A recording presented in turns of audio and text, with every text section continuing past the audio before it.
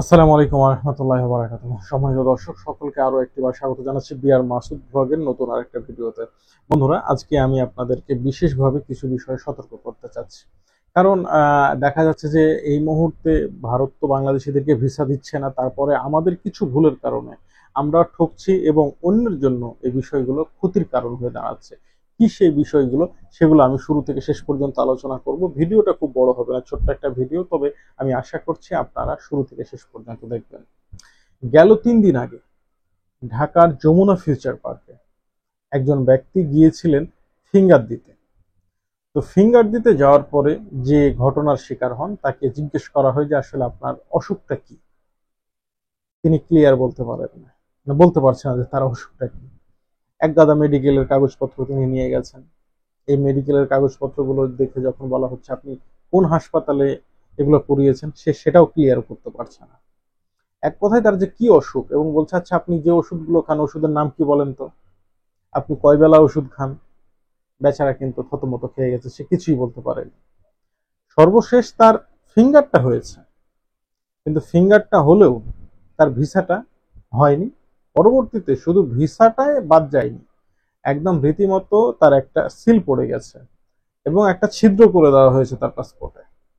এইটা করে দেওয়ার ফলে যেটা হলো যে হয়তো বা অন্য কোনো দেশের ভিসাও আগামী 2 বছর সে পাবে না।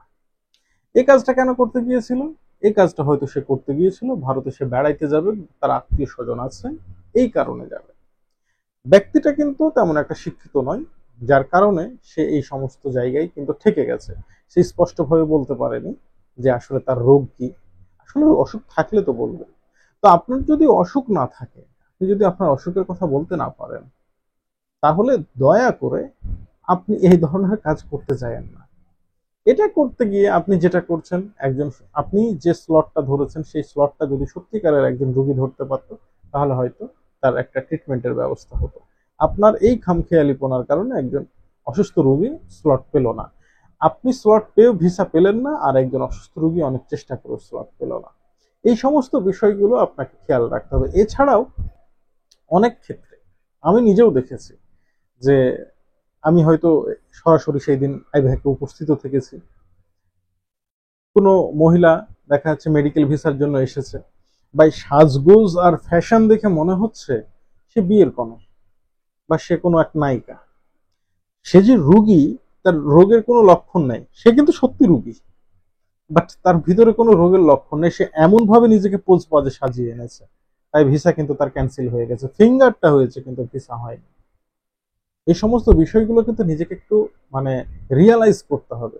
আপনি যে অসুস্থ, আপনার বডি ল্যাঙ্গুয়েজ, আপনার স্ট্রাকচার, আপনার কথাবার্তা একটা প্রুভমেন্ট থাকতে হবে। আপনার যে ফিগার, এই ফিগারও কিন্তু সেটা দেখাতে হবে। যদি এটা দেখাতে ব্যর্থ হন, তাহলে আপনি কাউকে মানে দোষী বা দায়ী করতে পারবেন না। এক্ষেত্রে হবে কি, আপনার একটা মোটা অঙ্কের টাকা খরচ হয়েছে, সেই টাকা তো আর ফেরত আনা সম্ভব নয়, বাট আপনি একটা স্থায়ী ক্ষতির মুখে পড়লেন। যদি আপনার পাসপোর্টে একটা ছিদ্র করে দেওয়া হয় বা আপনাকে একটা ব্ল্যাক সিল মেরে দেওয়া হয়, ব্ল্যাক সিল মেরে দিল মানে আপনি হয়তো আগামী 2-3 বছর ভারত যেতে পারলেন না, বা 5 বছর ভারত যেতে পারলেন না, কিন্তু যখন একটা ছিদ্র হয়ে যাবে আপনি অন্য কোনো দেশেও আপনি ভিসা পাবেন না। তো এই ধরনের কাজ করে কি লাভ? তাই আপনি চেষ্টা করুন প্রকৃতপক্ষে আপনার মানে যদি সমস্যা থাকে সেক্ষেত্রে ভিসা নিন। আর যদি তারপরেও নিতে চান, তো অরিজিনালি কিছু মাথার মধ্যে ঢুকিয়ে নিয়ে তারপরে যান। এই সমস্ত কাজ করে নিজের দেশটাকে ছোট করবেন না, নিজের দেশের মানুষের ইজ্জত হানি করবেন না।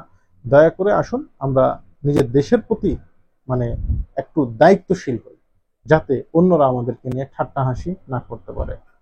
সকলকে ধন্যবাদ। আসসালামু আলাইকুম।